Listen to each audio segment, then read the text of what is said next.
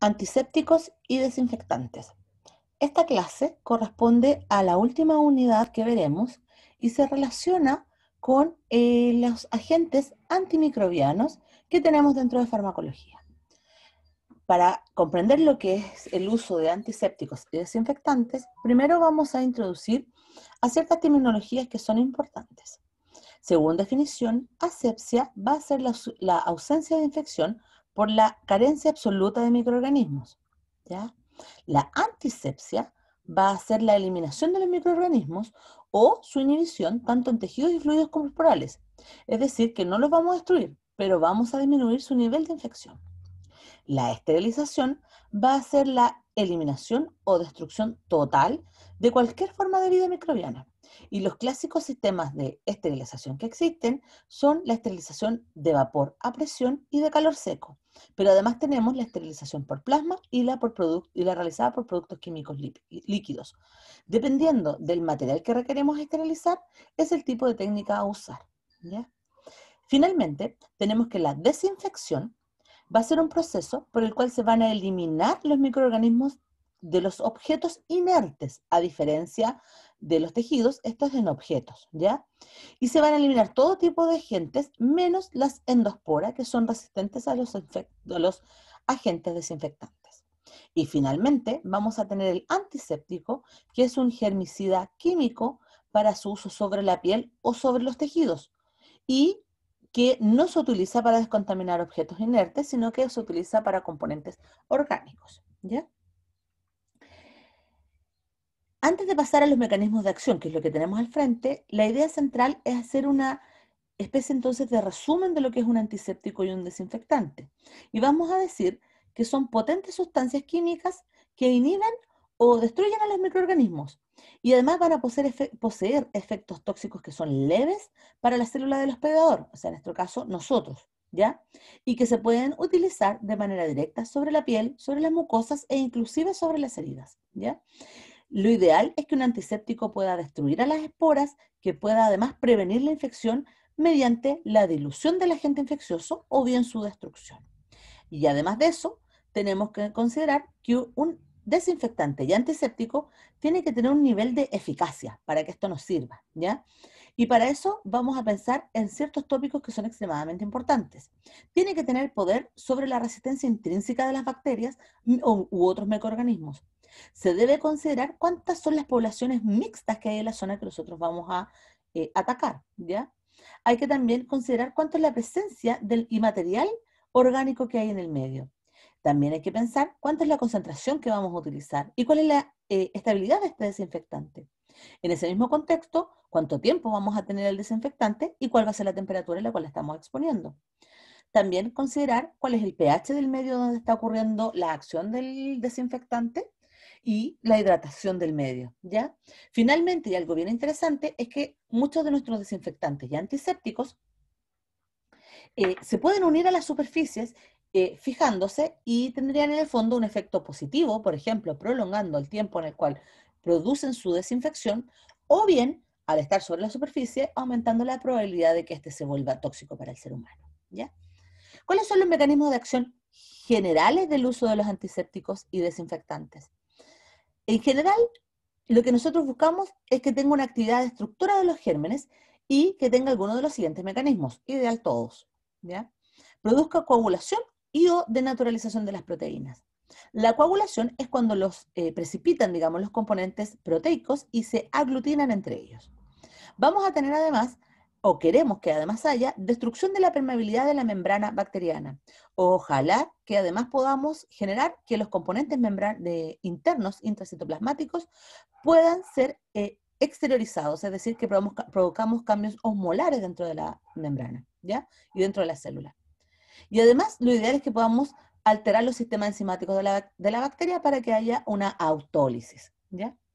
Entonces, finalmente, lo que nosotros estamos buscando es un efecto germicida, o sea, que se eliminen nuestros microbios en los tejidos u objetos que necesitamos esterilizar, desinfectar o producir una antisepsia, ¿ya?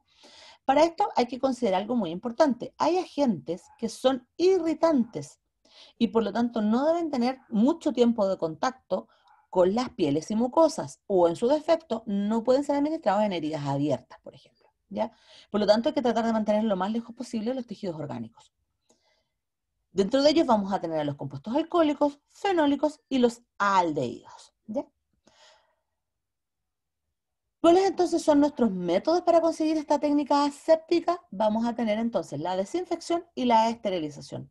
Y ello lo vamos a llevar a través de diferentes medios. Como esto es una clase de farmacología, vamos a hablar de soluciones, ¿ya? Soluciones antisépticas, soluciones desinfectantes, ¿ya? Pero no olvidar que, por ejemplo, se puede esterilizar a través de calor seco o vapor, ¿ya? Y en el caso de el método para conseguir una antisepsia, vamos a hablar entonces de los antisépticos. Ahora, en el contexto de la odontología, tenemos que pensar que hay muchísimos usos dentro de la práctica profesional del odontólogo, desde la superficie, limpieza de las superficies de trabajo, de las bandejas, del equipamiento general, de los instrumentos, de las luces quirúrgicas, hasta la limpieza y descontaminación de las manos del asistente, de la zona donde está el paciente. Más ahora estamos pensando en una época en que estamos expuestos a la pandemia de COVID y por lo tanto el uso de antisépticos tiene que ser algo prioritario, ¿ya? También tenemos que considerar que el material quirúrgico tiene que ser esterilizado o desinfectado, dependiendo de las características que nosotros buscamos, y muchas veces también tenemos que desinfectar el espacio que rodea al paciente, y también tenemos que generar un espacio antiséptico para el tratamiento de ciertas actividades, digamos, propias de la profesión dental, como por ejemplo en la prevención y tratamiento de la placa dental, en las enfermedades periodontales, en la gingivitis, en las endodoncias, etcétera, ¿ya? Ahora, ¿qué tipo de componentes tenemos? Tenemos a los alcoholes, que por lo general son los más utilizados. Tenemos a los derivados de los aldehídos, a la clorhexidina, que es muy importante como colutorio y enjuague en la odontología, a los derivados del cloruro, como el hipoclorito de sodio, que es un desinfectante universal, los compuestos yodados, como la iodopovidona, ¿ya? También tenemos los compuestos fenólicos, el amonio cuaternario, etcétera. Como esta clase no me da para explicar uno por uno, vamos a explicar los más importantes y las condiciones y características que esto llevan. Pero a modo general, ustedes tienen una tabla al frente donde les muestra la actividad que presentan, ¿ya? En donde ustedes van a ver que hay muy buena susceptibilidad, por ejemplo, en el caso del alcohol, contra las bacterias gram negativas y gram positivas, pero que las esporas son resistentes, ¿ya? Entonces, tenemos que pensar que no siempre nos va a servir todos los tipos de desinfectantes y antisépticos, ¿ya? Una cosa interesante es que la clorhexidina, que es la que se utiliza como enjuague, tiene una muy buena sensibilidad a nivel de gram positivos, pero las sensibilidades se pierden si pensamos en otros tipos bacterianos, ¿ya? Y abiertamente tenemos resistencias, por ejemplo, a nivel de las esporas, de los componentes hidrofilos virales, etcétera, ¿ya? Ni hablar de que no hay conocimiento suficiente a nivel de los hongos ni de los quistes medianos. Vamos entonces uno por uno. Primero entonces tenemos el alcohol. Yo ya les había dicho que era uno de los más importantes. En general vamos a decir que el alcohol es, después del cloro, el segundo desinfectante universal más utilizado. El alcohol viene en los formatos etanol, digamos, propanol, isopropanol y alcohol metílico, ¿ya? Pero los más utilizados son el alcohol metílico y el alcohol isopropílico.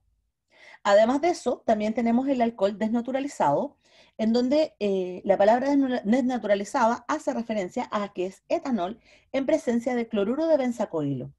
Y se le adiciona el cloruro de benzacoilo para evitar que el alcohol o el etanol clásico se utilice para el consumo humano, ¿ya? Esa es la finalidad entonces de desnaturalizarlo.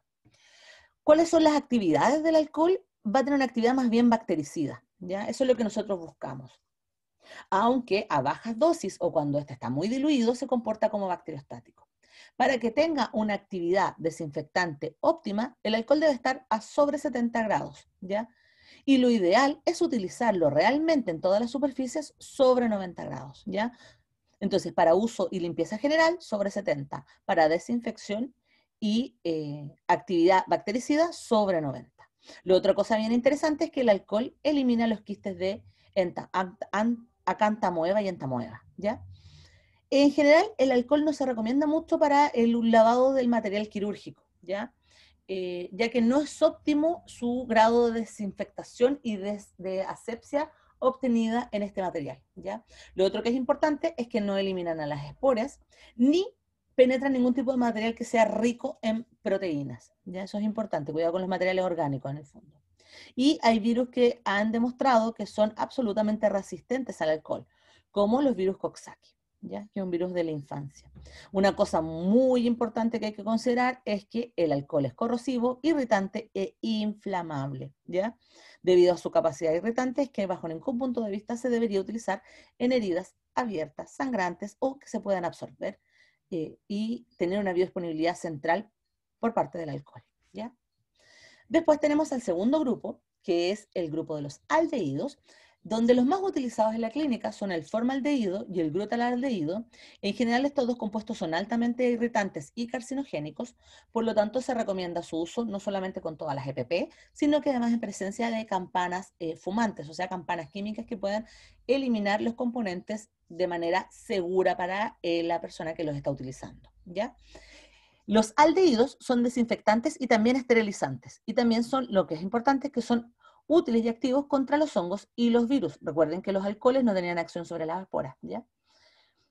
En general, no se debe exponer uno al formaldehído, ya que tiene un potencial carcinogénico, que les explicaba yo, ¿ya?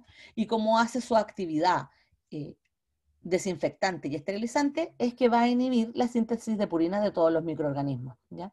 Una cosa también muy importante es que el formaldehído y el glutaraldehído emiten ondas de olor y vapores que son nuevamente irritantes y carcinogénicos, ¿ya? Una cosa también que es muy importante es que el formaldehído se puede diluir a diferentes concentraciones dependiendo de lo que uno busca eliminar, ¿ya? Pero se ha probado, por ejemplo, que uno puede dejar esterilizando un material con formaldehído al 4% por 24 horas, ¿ya? Y se ha visto también que esa misma disolución es activa hasta por 14 días. Entonces uno puede preparar la disolución un día y esta va a tener efectividad hasta 14 días después de su preparación, ¿ya? Y recordar siempre que como es muy tóxico, una vez que uno tiene contacto, inmediatamente uno tiene que enjuagarse, ¿ya? Enjuagarse la piel y si es las mucosas, hay que lavar las mucosas de manera abundante. ¿Ya? Otra cosa bien interesante es que el glutaraldehído se activa solo a ciertos pH, ¿ya? En particular el pH 5 a 8,5.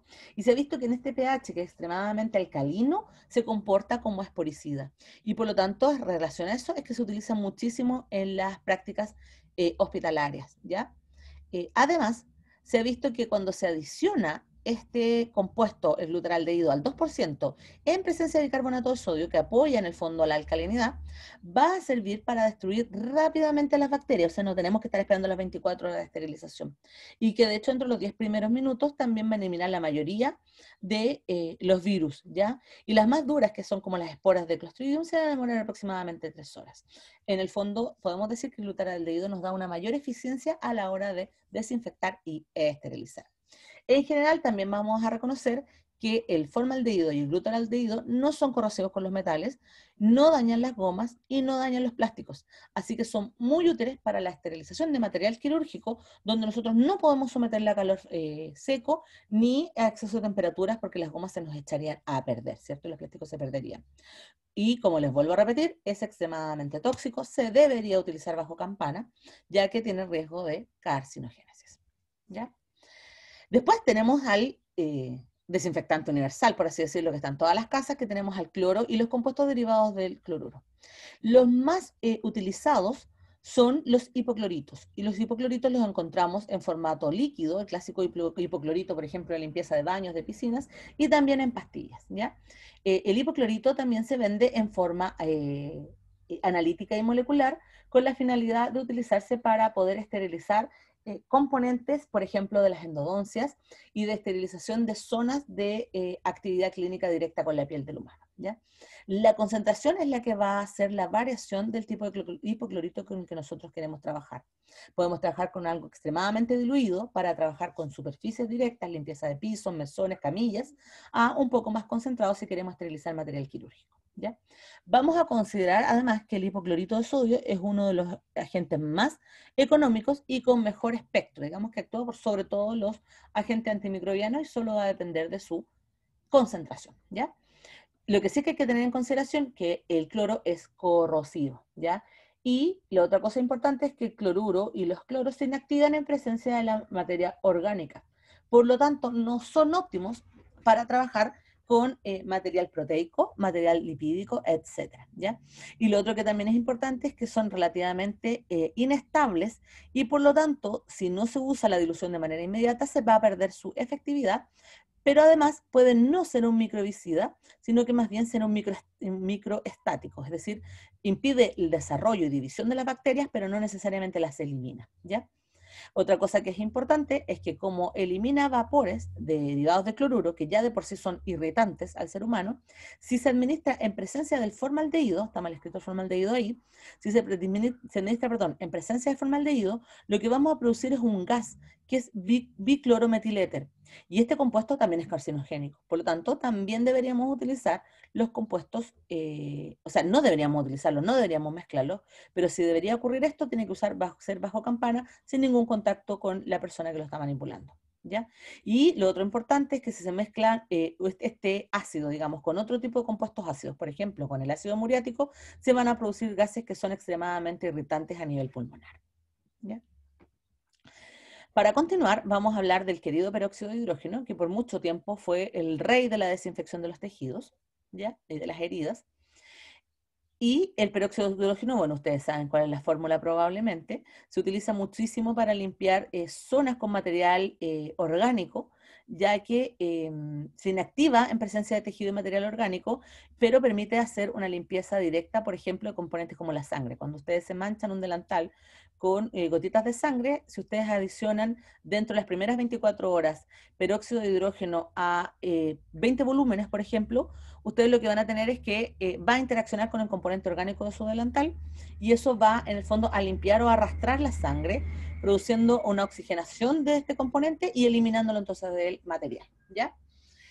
Entonces, para explicar lo que para terminar con lo que estábamos diciendo, vamos a decir que el peróxido de hidrógeno es un microbicida de amplio espectro, aunque se ha visto que debido a su actividad peroxidasa no es útil en las bacterias que son catalasa positivas, ¿ya? Además, lo que les acababa de mencionar es que debido a que su actividad se relaciona directamente con el material orgánico, se inactiva rápidamente en presencia de los tejidos, así que solo sirve para limpiar por arrastre, pero no sirve para tratar, digamos, una zona dérmica, digamos, o una herida, algo, una mucosa, porque simplemente se van a activar y además va a producir mucha molestia y irritación en el paciente. Y por lo tanto se recomienda que no se use con compuestos orgánicos directos, al menos que su función sea, como les decía yo, lavar, por ejemplo, una mancha de sangre, de plasma, etc. En general, vamos a decir que al 3% el peróxido de hidrógeno es un excelente desinfectante, sirve muy bien para lavar mesones y para limpiar componentes como agujas, algún tipo de jeringa, tijeras, etc. ¿Ya? Y la concentración máxima que se puede utilizar es al 6%, ¿ya? En general, tenemos que tener cuidado porque se neutralizan con las catalasas o con las bacterias catalasa positivo y cuando uno lo administra con el ácido paracético se convierte en un esporicida, lo cual le da también un extra, digamos, o un plus a la hora de ser desinfectante y antimicrobiano, ¿ya? ¿Cómo funciona esto? Como les decía yo, peroxida o produce radicales libres en el fondo dentro de todas las células con las cuales está en contacto y esto va a atacar las membranas y finalmente va a atacar el DNA, ¿ya? Después tenemos a los compuestos derivados del yodo, como el yodo mismo, digamos, como el yodo I2, y a los yodoforos, ¿ya? Como la povidona, ¿ya? ¿Qué es lo que vamos a tener? El yodo es muy bueno como componente de limpieza, digamos, de la superficie y particularmente de la piel. Se va a comportar como un antiséptico y también como un desinfectante y además tiene la capacidad de ser esporicida y fungicida, ¿ya? En general, los yodoforos son componentes que se mezclan con el yodo para mejorar la solubilidad de este componente y nos vamos a encontrar aquí con la povidona yodada, que también recibe el nombre de polivinilpirrolidona, ¿ya? En general, lo que hace los yodoforos es que rompen la pared bacteriana y eso genera que todo el contenido bacteriano precipite, o sea, salga fuera, digamos, y, por así decirlo, revienta la célula, ¿ya? Se requiere una exposición de mucho más tiempo para poder eliminar las esporas, pero las elimina. No es como los otros componentes que no las eliminan, ¿ya? Y en general es la producción del yodo libre, o sea, el I2, el que va a producir todo el daño a nivel celular. En general, no se utiliza mucho en la piel, primero porque la mancha, por la coloración misma, y porque tiene reacciones de hipersensibilidad. Además, el yodo no se puede absorber debido a que interacciona con nuestro organismo a nivel de nuestra glándula tiroides. Por lo tanto, de hecho, el Lugol, que es un componente yodado, se utiliza para controlar el hipertiroidismo en los pacientes en urgencia, ¿ya? Para que ustedes hagan una idea. O sea, estamos hablando de un desinfectante que tiene una finalidad farmacológica y clínica importante en las emergencias, ¿ya? También recordar que en realidad estos componentes no se utilizan tanto de manera directa en los componentes dérmicos, pero también se utiliza o se puede utilizar en heridas donde uno pretenda limpiar, pero cuya finalidad no sea arrastrar, digamos, componentes celulares, ¿ya? O sea, en heridas abiertas muy profundas no usarlo, ¿ya? Pero si nosotros queremos limpiar un campo antes de que ocurra la herida, por ejemplo, antes de una cirugía, se recomienda mucho el uso de estos componentes, ¿ya? Otra cosa bien interesante es que si uno limpia primero la zona con el etanol, va a incrementar la actividad de los yodóforos, ¿ya? Y bueno, para ir terminando, vamos a ver a la clorexidina, nuestra querida clorexidina, que tiene un sabor bastante particular y un olor bastante particular, que de hecho la gente lo define como olor a dentista, ¿ya? En general, la clorexidina es una biguanina catiónica, ¿ya? Y lo que se hace es que se administra como un glucoronato soluble. Dependiendo del pH sobre el cual va a haber la actividad, es decir, donde va a ser adicionado, es la actividad antibactericida que va a tener.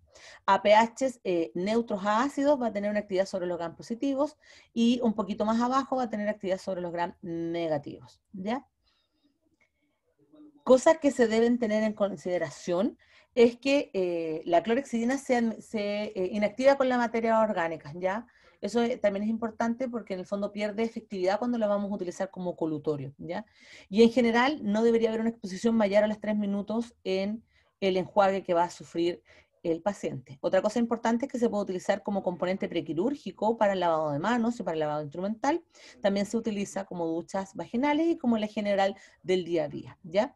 Este compuesto se vende, digamos, de manera común a clorexidina al 0,12%, que se utiliza como enjuague bucal y como colutorio, pero también ustedes lo van a encontrar al 2%, en donde se utiliza para reducir la placa dental de manera homogénea y también para la prevención de la gingivitis, ¿ya? Vamos a decir que la clorexidina es un componente que es activo contra las bacterias, contra las micobacterias, que en general tiene una actividad bastante moderada frente a los hongos y el virus, y desgraciadamente las esporas les son resistentes, ¿ya? ¿Cómo genera su mecanismo de acción? La clorexidina se une a la membrana plasmática, y una vez que se une a la membrana plasmática, produce apertura de los poros, y eso va a generar filtración de las moléculas pequeñas bacterianas, ¿ya? Y virales también, pero bacterianas son las más importantes. Y junto con eso va a producir que las proteínas plasmáticas se aglutinen y precipiten, generando entonces coagulación celular, ¿ya? Entonces vamos a tener pérdida del contenido celular y coagulación proteica.